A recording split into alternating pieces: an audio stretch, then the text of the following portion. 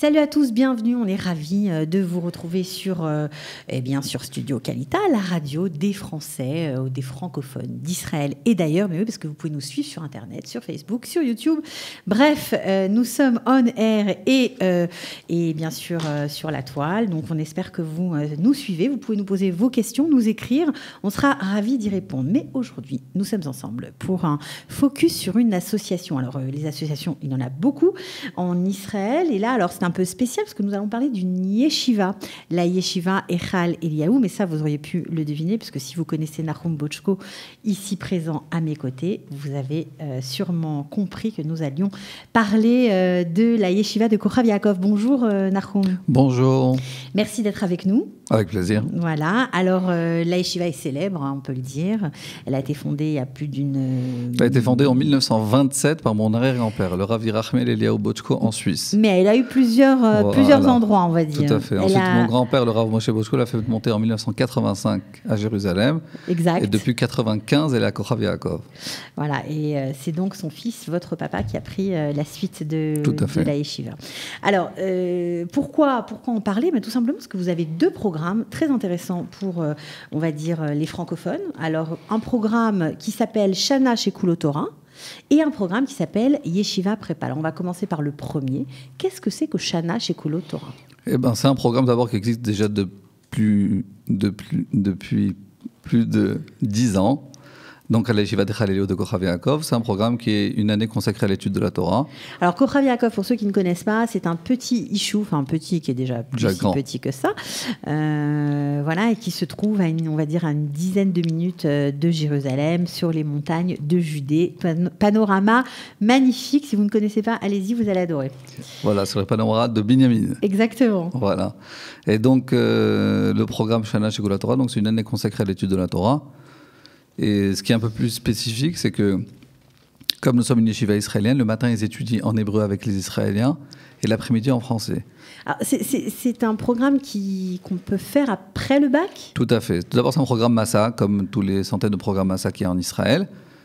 Et donc, c'est des jeunes quand ils ont fini leur terminale et qui veulent venir étudier un an en Israël. Donc, ils sont invités à venir à Shana Shekulo Torah. C'est à la fois un programme de Limud Torah très, très important, puisqu'ils étudient de la Gemara Ayun, Gemara approfondie, Gemara Bekiut, Halacha, Emuna, Moussar, vraiment une journée pleine de Limud Torah avec une ambiance de Torah. Combien d'heures par jour? Au moins entre 6-8 heures, voire plus, 10 heures, chacun selon ses forces, sa volonté, son aspiration et sa motivation.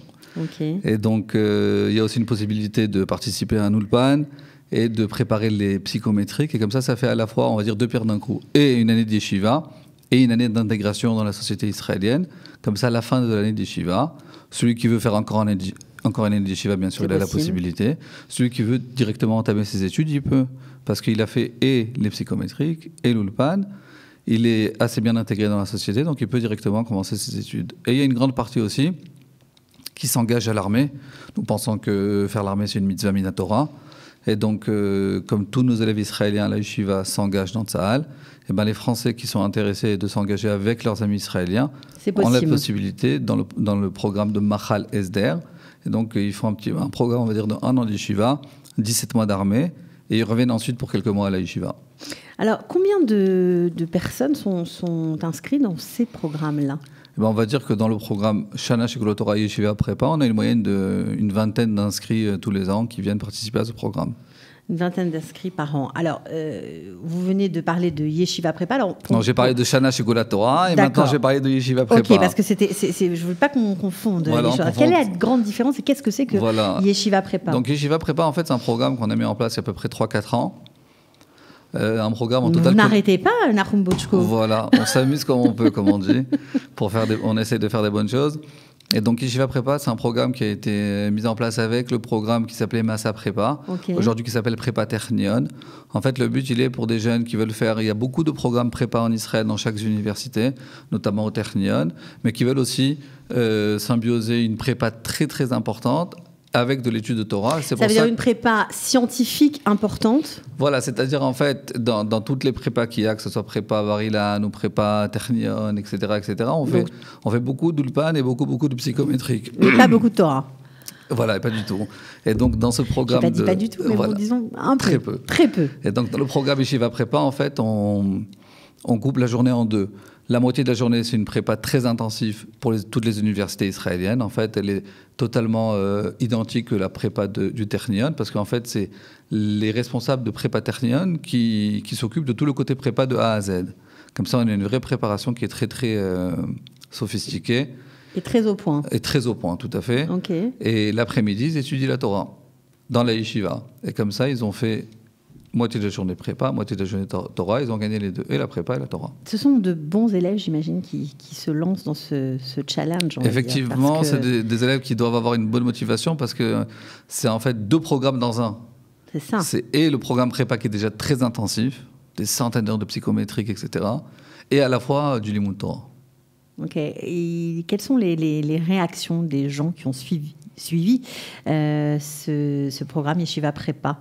Baruch Hashem, c'est une bonne réussite puisque la quasi-totalité des jeunes sont restés en Israël. Ensuite, on fait leur armée, on commencé leurs études. C'est un bon tremplin pour eux? C'est un très très bon tremplin. Il y en a qui étudient aujourd'hui au Technion, à l'Université hébraïque de Jérusalem, qui ont eu vraiment des notes assez importantes pour qu'ils puissent rentrer dans des bonnes universités.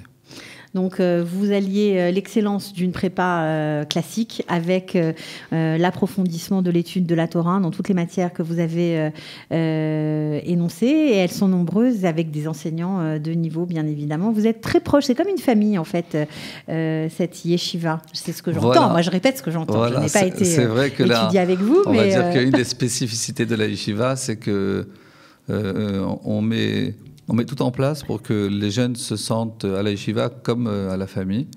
Et puisqu'effectivement, ils sont loin de leur famille et de leurs parents et de leurs amis.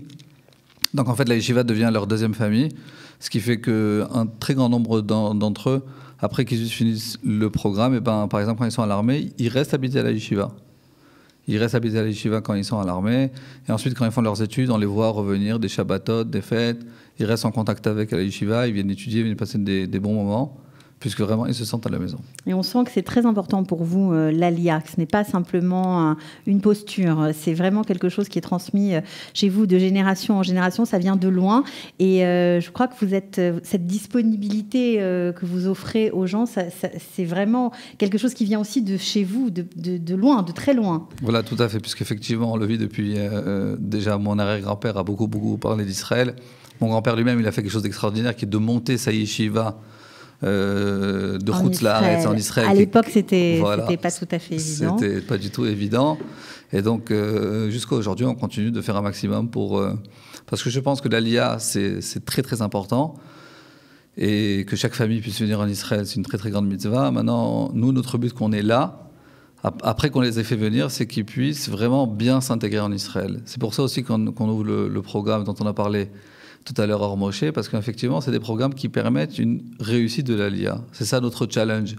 De venir, c'est une chose, mais ensuite, réussir, c'est autre chose. Réussir, c'est autre chose. Donc chacun, Qualitas s'occupe maintenant avec le hub de l'emploi. Oui, puis on est là aussi, la radio existe aussi justement pour diffuser les informations, pour aider les gens, pour rendre accessible cette info qui n'arrive pas forcément chez tout le monde, pour se rendre compte que oui, il y a des possibilités nombreuses en fonction de ses aspirations, de ses différentes tendances, en fonction de son niveau de religiosité et de ce qu'on attend de la vie, tout simplement. Voilà.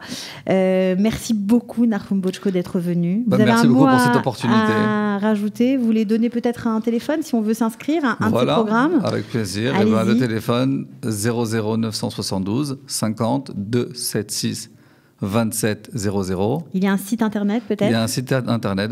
Mettez sur Google Echal Eliyahu et vous tombez dessus. Echal Eliyahu, ça s'écrit H-E-C-H-A-L et Eliyahu. Comme vous voulez, vous m'écrirez quand vous voulez, vous tomberez dessus. D'accord, merci beaucoup d'être venu. Merci beaucoup à vous. Batzlacha, à très bientôt. Bonne journée. Au revoir.